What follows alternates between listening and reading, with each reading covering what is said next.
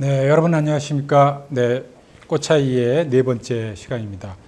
이번 시간은 식용꽃과 못 먹는 꽃, 이런 거에 대한 이야기를 해보도록 하겠습니다. 실제로 어떻게 보면 못 먹는 꽃이 없을 정도로 다양하게 먹을 수도 있지만, 그렇다고 해서 마음대로 또 먹으면 문제가 되는 꽃 종류들도 좀 있죠. 근데 이제 식약처에서는 식용꽃도 그냥 좀 최소로 한 15가지 정도를 지정해 놓았고, 못 먹는 꽃도 한 6가지 정도를 지정을 해 놨습니다. 그래서 제 개인적인 생각에는 식용꽃 자체를 한 30가지에서 한 50가지 이상으로 늘려놔야 되고, 못 먹는 꽃도 10여 종 이상으로 10개에서 최소한 20개까지는 늘려놔야 된다라고 하는 게 제 생각이고요. 첫 번째 이제 식용꽃 얘기하기 전에 식용이라고 하면 우리가 주식, 부식 및 간식으로 사용하면서 과식이 아닌 한은 거의 부작용이 없는 그런 걸 이제 식용이라고 하죠. 그럼 약용은 뭐냐? 약용은 이제 치료나 예방을 목적으로 약사나 한의사와 같은 전문가의 처방에 의해서 적당량을 썼을 때 우리 몸에 좋은 거죠. 근데 과하면 독이 되는 겁니다. 과하면 독이 되는 거예요. 그래서 우리 사냐에 약이 아닌 풀이 없는 거죠. 다. 그래서 다만 좀 아주 강한 거가 있고 좀 약한 거가 있는데, 그 강한 건 약성이 좋아, 항암 효과도 있어, 이런 얘기는 다른 말로는 독성이 굉장히 강해, 그런 뜻입니다. 네. 그러면 어떤 식약처의 홈페이지에 나와 있는 식용꽃 15가지에 대한 이야기를 해보도록 하겠습니다. 첫 번째, 이제 가나다 순으로 이제 15가지가 세팅되어 있는데요. 첫 번째가 국화입니다. 국화. 네, 국화는 차로도 마시고, 우리 식사, 특히 일본 요리 같은 때에는 장식용으로 제일 많이 쓰는 게 국화죠. 먹어도 지장은 없습니다. 근데 좀 쓴맛이 강해서, 네, 거의 드시고 나면 조직의 쓴맛을 보시게 됩니다. 그래서 국화과에 속하는 국화가 이제 첫 번째고요. 그 다음에 이제 금오초라고, 노란색부터 해서 다양한 흰색도 있고, 좀 붉은색도 있습니다. 그래서 꽃 모양이 금붕어를 닮았다. 네, 금붕어를 닮았다. 그래서 네, 금어초라고 그렇게 얘기를 하고 있습니다. 현삼과에 속하는 식물이고요. 네. 그 다음에는 이제 차나무과에 속하는 동백나무입니다. 동백꽃잎 툭툭. 우리 이제 자생하는 동백은 이렇게 호코스로 있어서 꽃 자체가 송이째 뚝 떨어져 버리죠. 근데 최근에 이제 굉장히 조경용으로 원예종으로 많이 들어온 게 이제 애기 동백이라고 하는 건데, 이건 꽃잎이 낱개로 뚝뚝뚝뚝 떨어집니다. 그래서 애기 동백은 한 11월 정도면 벌써 피기 시작을 하고요. 제주도나 부산 정도 아래쪽에요. 12월이면 피크고요. 네, 1월 지나면 거의 끝물입니다. 근데 동백은 우리 고창 선운사 있는데 이런 데 동백은 한 3월달 돼야 피고요. 아래쪽에 남쪽 꽃도 1, 2월 돼야 필 정도로 좀 진짜 동백이죠. 그게 겨울에 피는. 근데 중남부 쪽으로 치면 춘백이 될 수도 있겠네요. 네, 그래서 동백나무가 있겠습니다. 그 다음에는 이제 매화죠, 매화. 매화라고 하는데 엄밀하게 얘기하면 식물명은 매실나무입니다. 매실나무의 꽃을 매화라고 한다. 우리는 이제 식물명을 붙일 때는 먹는 열매 이름 다음에 나무를 붙입니다. 밤나무, 사과나무, 배나무, 그렇죠? 감나무, 앵두나무, 복숭아나무, 부터 해가지고 이렇게 얘기하는데, 먹는 열매가 매실이기 때문에 매실나무라고 하는 겁니다. 그래서 매실나무가 표준어고요.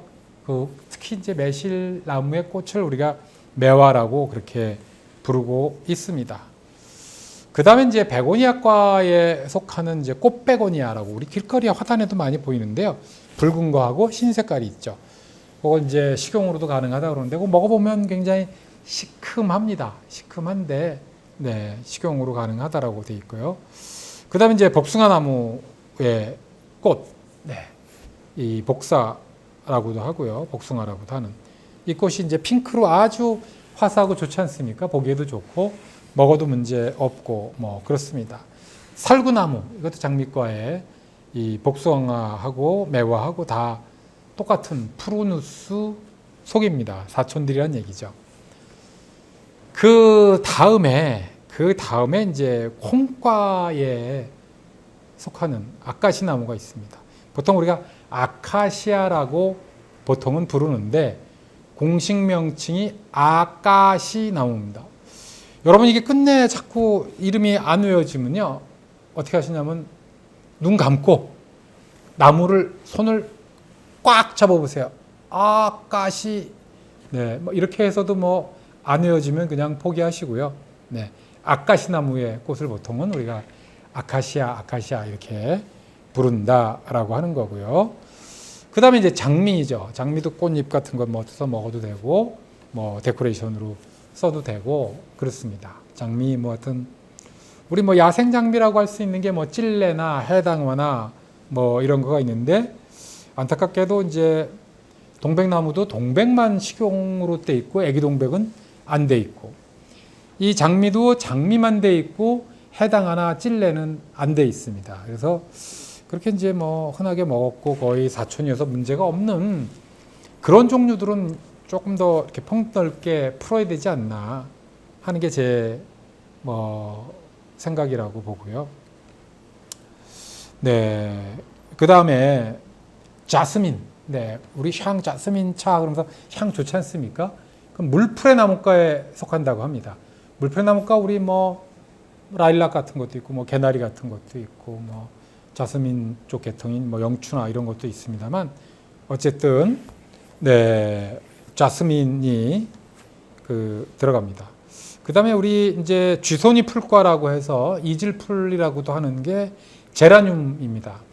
근데 영어는 제라늄이라고 그러고요, 학명은 이제 펠라고니움이라고 하는데, 어쨌든 이제 보통 제라늄 이렇게 얘기하는데, 이것이 네, 식용꽃 자체로 되어 있는 거죠. 그 다음에 진달래과에 속하는 진달래과가 있습니다. 진달래과에 속하는 거는 보통은 어떤 과들은 독성이 강해요. 어떤 과들은 향도 좋고 대부분 먹어요. 막 이러는데, 진달래과는 좀 호불호가 갈리죠. 진달래 자체는 막 우리가 화전도 부쳐 먹고 뭐 먹을 수 있어서 참꽃이라고 그러고, 먹으면 독성이 있어서 문제가 되는 철쭉 같은 거는 개꽃이라고 해서 못 먹는 꽃이라고 그렇게 얘기를 하죠.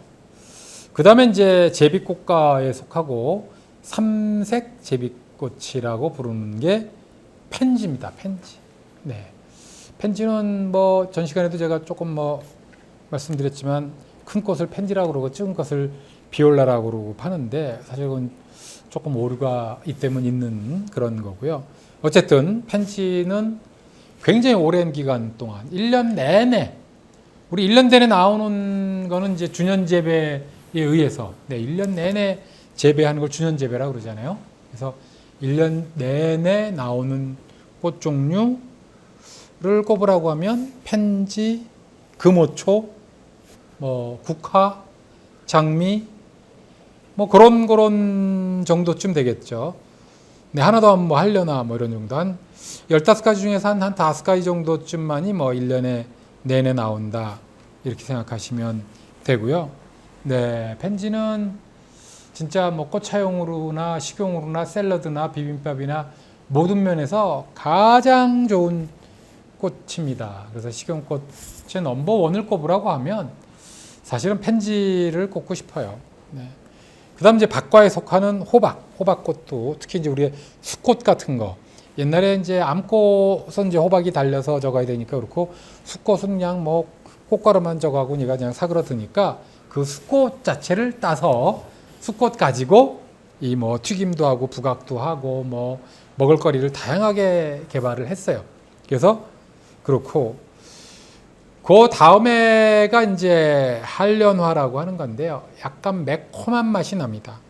네, 한련과에 속하는 뭐 식물이고요. 네, 뭐 빨간색, 오렌지색, 뭐 노란색 그 세 가지가 이제 주요 색깔이기도 하고 허브샵이나 아니면 우리 꽃집 가서 보시면 얼마든지 이제 파는 것을 보실 수 있어요. 그래서 이 15가지 다시 한번 하면 국화, 금호초, 동백, 매화, 베고니아, 복숭아, 살구, 아카시아, 장미, 자스민, 제라늄, 진달래, 펜지, 호박, 한려나 이렇게 15가지가 지금 식약처에 등록이 되어 있는 식품의 원료 15가지다. 한마디로 식품의 원료는요. 비빔밥이나 샐러드에 그냥 막 먹을 수 있다. 그런 얘기예요. 근데 이제 식품의 원료라기보다 식용꽃. 네. 식용꽃은 그냥 막 비벼 먹거나 생으로 막 먹을 수 있다. 그런 얘기고 식품의 원료로 가능하다 그러면 뭐 말려서 갈아서 내지는 뭐 꽃차로 쓴다든지 기타 다른 음료를 개발한다든지 뭐 이런 것들은 식품의 원료고요. 그래서 식약처에서는 식품의 원료로 쓸 수 있는 거는 176가지를 정하고 있습니다. 그래서 그 176가지에 대해서는 우리 마지막 10회차에 가서 다시 한번 쭉 뭐 짚어보려고 그렇게 하고 있고요. 이 시간은 식품의 원료가 아니고 식용꽃 같은 샐러드, 비빔밥으로 막 먹을 수 있는 그런 종류다. 근데 외국은 한 50가지 뭐 이렇게 되어 있는데 우리나라는 15가지밖에 안 돼 있다. 근데 이제 시중에는 정작 한 30여 가지 유통이 되고 있어요. 지금 대략 조사한 바로는 우리나라의 식용꽃 시장의 규모, 농장 생산액으로 봤을 때는 뭐 한 6억 정도, 겨우 그 정도 된다고 그럽니다. 그 정도 겨우 되는데 그 중에 3억을 허브다 선매라고 하는 제일 큰 곳에서 하고요. 한 1억 정도를 우리나라 최초의 식용꽃 농장이라고 볼 수 있는 공주에 있는 엔젤농원, 안승환 사장이 운영하시는 엔젤농원이 한 1억 하고 나머지 2억 갖고 뭐 한 10대 개들이 그냥 조금씩 뭐 하는 그런 정도입니다. 그래서 여러분들 중에 의욕을 가지고 야, 내가 식용꽃 농장에 한번 도전해 볼까? 그리고 열심히 한다 그러면 만 1년, 2년 안 가서 우리나라에서 빅3 안에는 드실 수 있어요. 네, 얼마든지 또 뭐 도와드릴 테니까 필요하시면 연락 주시고요.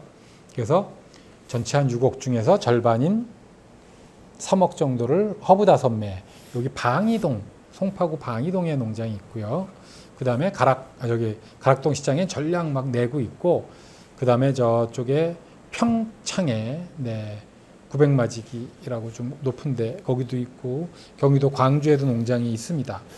근데 여기는 기본적으로 이 식용꽃 농록 외에도 뭐 금자나 데이지, 마가렛, 벨가못, 보리지, 앵초, 토폴, 임파첸스, 토레니아, 프리뮬라, 페랭이, 펜지, 금호초, 장미는 뭐 베고니아까지 실제로 뭐 한 12가지를 더 그냥 팔고 있는 거예요. 조금 우려도 되긴 하는데. 그리고 우리가 이제 식약처의 식품 공전을 들어가서 보면요. 이 채소류의 엽채류, 잎을 이용해서 먹는다는 거예요. 잎부분을. 엽경채류, 잎줄기를 먹어요. 그 다음에 근채류, 뿌리를 먹습니다. 그 다음 뭐 과채류, 열매 부분을 먹죠. 뭐 가지, 고추, 오이, 토마토, 뭐 수박 이런 것들인데요. 근데 꽃 부분을 이용하는 화채류라고 하는 건 아직 없다. 그것도 벌써 한 5종 이상 있기 때문에 제가 보기에는 화채류라고 하는 것도 넣어야 되는데 앞으로 화채류라고 하는 품목을 넣는 것이 제 목표 중에 하나가 되겠습니다. 그 다음에 이제 여태까지는 이제 먹는 꽃 얘기를 주로 했어요. 먹는 꽃 얘기를 주로 했는데 앞으로 제가 지금 현재 15가지에서 농촌진흥청, 그 다음에 식품의약품안전처 이런 데랑 같이 협의를 해서 적어도 뭐 20가지, 30가지로 늘려놓으려고 제가 지금 계속 준비를 하고 있으니까요. 조금 더 기다려봐 주시기 바랍니다. 네, 하여튼 뭐 감사하고요. 그다음 이제 못 먹는 꽃입니다. 식약처에는 아예 못 먹는 꽃이라고 딱 못 박아서 6가지 종류가 나와 있어요. 그래서 첫 번째 미나리 아제비과의 동이나물, 그다음에 현상과의 디기탈리스, 백합과의 삭간나물, 양귀비과의 애기똥풀. 애기똥풀은 지금 뭐 천적이 없죠. 뭐 벌레도 먹었던 쓰러져 죽고, 뭐 곤충 그렇죠. 사람이나 동물들 안 먹죠. 뭐 멧돼지가 먹겠어요? 고라니가 먹겠어요? 사람이 먹겠어요? 지금 뭐 이른봄 한 4월 좀 넘으면 전국이 그냥 애기똥풀을 덮여버립니다. 천적이 없어가지고. 네. 그 다음에 이제 백합과의 은방울꽃, 굉장히 독성 강한 애입니다. 그 다음에 제가 이제 철쭉, 진달래과의 철쭉 이렇게 해서 6가지가 있는데요.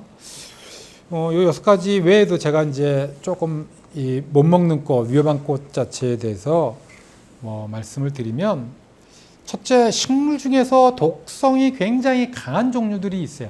그런 과가. 첫째가 미나리 아제비과입니다. 미나리 아제비과는 우리 투구꽃, 아까 여기는 뭐 동이나물만 나와 있는데요. 투구꽃이라고 하는 게 그 뿌리를 다려 먹으면 부자라고 그러죠. 부자. 네.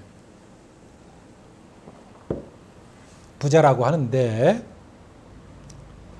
이 가장 맹독입니다. 지구상에서 알려진 것 중에서 가장 맹독이어서, 뭐 요 밤털만한 거 한 털 정도 생으로 드시면 뭐 돌아가신다고 보시면 돼요. 네. 그래서 이 미나리 아제비과가 이 투구꽃, 그 다음에 할미꽃, 이런 것들이 아주 독성이 굉장히 강한 거고, 하여튼 여태까지 알려진 식물 중에서는 가장 강한 과가 되겠습니다. 분류 미나리 아제비과. 그 중에서도 투구꽃. 네. 여러분 영화로도 나온 게 뭐 그 각시 투구꽃의 비밀을 아십니까? 뭐 이런 영화 그 한번 보셨어요? 옛날에 조선시대 때도 굉장히 비싼 약재로 쓰였던 게 이제 홍삼하고 이 투구꽃이라고 하는 건데요. 상대방을 제거하는 데는 넘버 원이죠. 투구꽃이요. 네. 그렇습니다. 그럼 하여튼 이 독성이 강해서 주로 약으로만 사용하는 식물군들 5가지를 보면, 첫 번째 미나리 아제비과가 있습니다. 미나리 아제비과, 아까 말씀드린 대로 투구꽃, 할미꽃 같은 거고요. 두 번째는 천남성과입니다. 천남성이나 뭐 토란이라든지. 원래 우리 그 사약도 이 투구꽃 부자만 다려 먹으면 치사율이 뭐 90%, 뭐 92%그 정도밖에 안 된다고 그래요. 근데 거기다 천남성을 딱 섞으면 95%, 98%까지 더 올라간답니다. 그러다 마지막에 이제 뭐 비상을 섞으면 100% 죽는다고 그런 얘기를 하는데요. 그래서 어쨌든 천남성과가 산에도 꽤 많이 자생합니다. 여러분 중에 뭐 또 발빠른 사람은 뭐 그것도 캐다가 또 뭐 약으로 쓴다고 또 뭐 이렇게 해놓은 사람도 있을 텐데, 굉장히 위험하니까 조심하셔야 됩니다. 그 다음에 이제 양귀비과의 애기똥풀, 네, 그렇죠.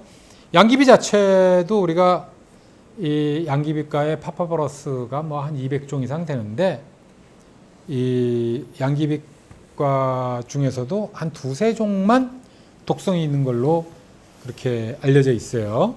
네. 그 다음에 이제 대극과라고 해서, 대극과가 거기 땅빈대는 지금 인터넷상에서는 비단풀이라고 해서 항암 효과가 있어요. 이래가지고 굉장히 고가로 거래가 되고 있습니다. 진물 딱 자르면 신진물이 나오고요. 이렇게 혀에 막 대보세요. 본인 되게 겁나면 옆 사람 막 대보세요. 혀가 마비됩니다. 그럴 정도로.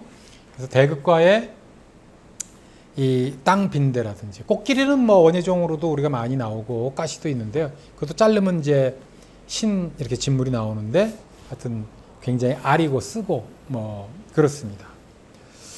그 다음에 이제